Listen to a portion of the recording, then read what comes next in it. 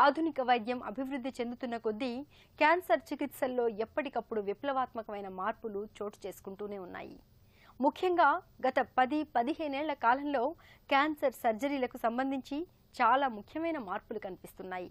ఒకప్పటిలా cancer సోకిన కణజాలంతో పాటు ఆరోగ్యవంతమైన కణజాలాన్ని కూడా తీసేయాల్సిన పరిస్థితి ఇప్పుడు లేదు. క్యాన్సర్ సోకినంత మేర మాత్రమే చక్కగా కణజాలాన్ని తొలగించే వెసులుబాటు ఇప్పుడుంటోంది. అలాగే రోబోటిక్ సాంకేతికత అందుబాటులోకి వచ్చాక సంక్లిష్టమైన సర్జరీలను సైతం ఇవాళ చాలా సునాయాసంగా చక్కటి ఖచ్చితత్వంతో చేయగలుగుతున్నారు. ఈ నేపథ్యంలో క్యాన్సర్ సర్జరీల్లో చోటు చేసుకున్న ఆధునిక మార్పుల గురించి డాక్టర్ని అడిగి ఇప్పుడు తెలుసుకుందాం.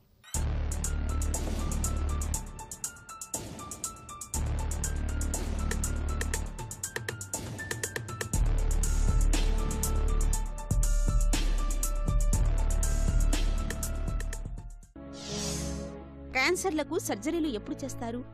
ఈ మోస్ట్ ఆఫ్ ద క్యాన్సర్స్లో 30% వరకు క్యాన్సర్స్కి సర్జరీ ట్రీట్మెంట్ అవుతుందన్నమాట. ఈ సాలిడ్ ట్యూమర్స్ అంటాం, అంటే నోట్లో వచ్చే క్యాన్సర్ కానీ, బ్రెస్ట్లో వచ్చే క్యాన్సర్ కానీ, పొట్టలో వచ్చే జీర్ణాశయాల్లో కానీ, ఆడవాళ్ళలో వచ్చే గర్భాశయ క్యాన్సర్స్, అండాశయం క్యాన్సరు, బోన్ నుండి వచ్చే క్యాన్సరు, ఈ మజిల్స్ నుండి వచ్చే క్యాన్సర్, వీటన్నిటిలోనూ సర్జరీ మెయిన్ ట్రీట్మెంట్గా ఉంటుంది.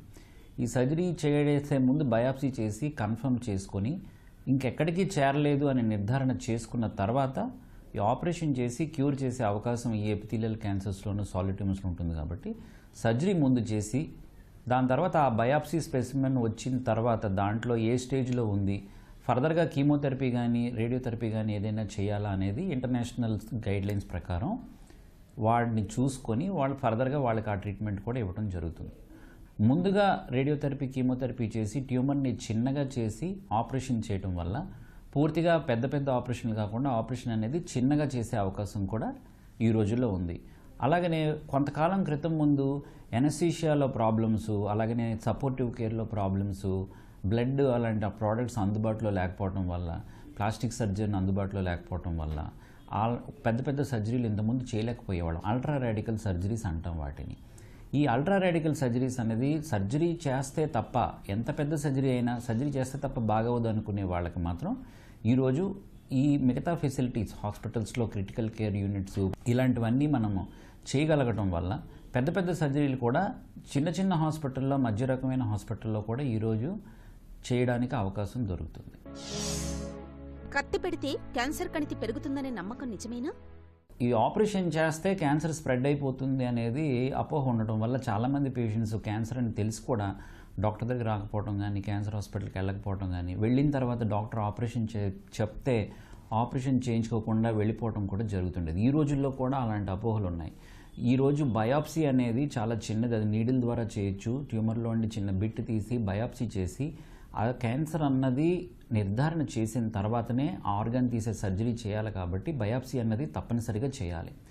బయాప్సీ చేయడం వల్ల, అంటే సూది పరీక్ష చేసి కానీ ముక్క పరీక్ష చేసి కానీ బయాప్సీ చేయడం వల్ల మాత్రం క్యాన్సర్ వ్యాప్తి చెందుతుందనేది మాత్రం పూర్తిగా అపోహ.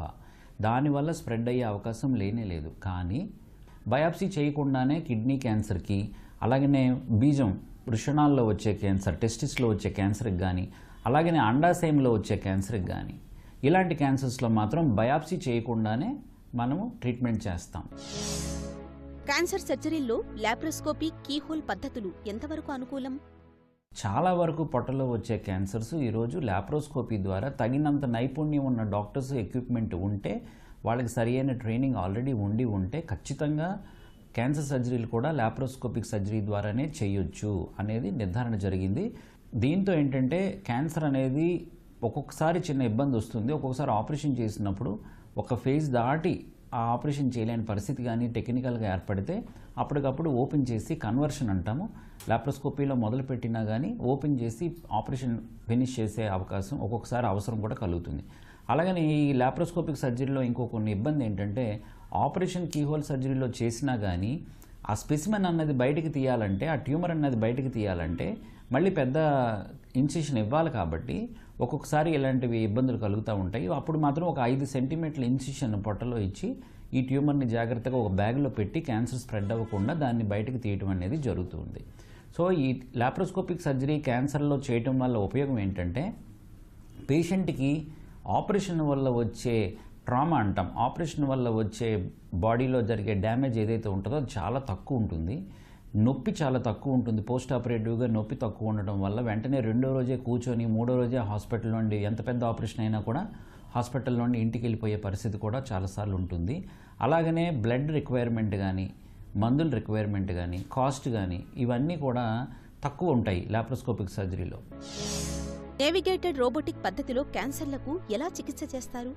రోబోటిక్ సర్జరీలోని ఎక్విప్మెంట్ ఏదైతే ఇన్స్ట్రుమెంట్స్ ఉంటుందో, advanced instrumentation, advanced computerized navigation ఉన్న ఇన్స్ట్రుమెంటేషన్ ఉండటం వల్ల మానవుడి చెయ్యి ఎలాగా ఇన్స్ట్రుమెంట్ లాగా పనిచేస్తుందో అలాగనే ఈ రోబోటిక్ ఎక్విప్మెంట్ కూడా మానవుడి చేతిలాగానే మనము ఎంత డీప్ లోపలికి వెళ్ళి కూడా మా చేతితో చేసిన విధంగానే ఆపరేషన్ చేసే అవకాశం ఉంటుంది.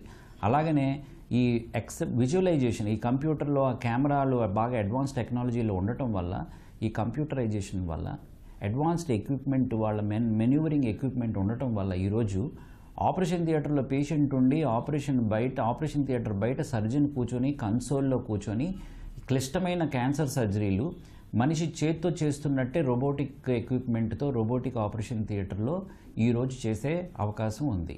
ఈ రోజుల్లో ముఖ్యంగా ఈ ప్రోస్టేట్ అనే క్యాన్సర్కి robotic surgery is very very famous. ఎందుకంటే ఇది చాలా క్లిష్టతరమైన సర్జరీ. బాడీలో చాలా మూలగా, చాలా కిందగా ఉన్న ఆర్గాన్ని ఆపరేషన్ చేసేటప్పుడు, అలాగనే యూరినేషను తర్వాత సెక్షువల్ డిస్ఫంక్షన్ రాకుండా నర్వ్స్ కాపాడుతూ ఆ సర్జరీ చేయాలంటే రోబోటిక్ సర్జరీ చాలా ఉపయోగపడుతుంది. ఈరోజు ఎక్కువ మంది క్యాన్సర్ సర్జన్స్ కానీ, యూరాలజిస్టులు కానీ ప్రోస్టేట్ క్యాన్సర్కి సంబంధించిన సర్జరీలన్నీ రోబోటిక్ సర్జరీతోనే చేస్తూ ఉన్నాం.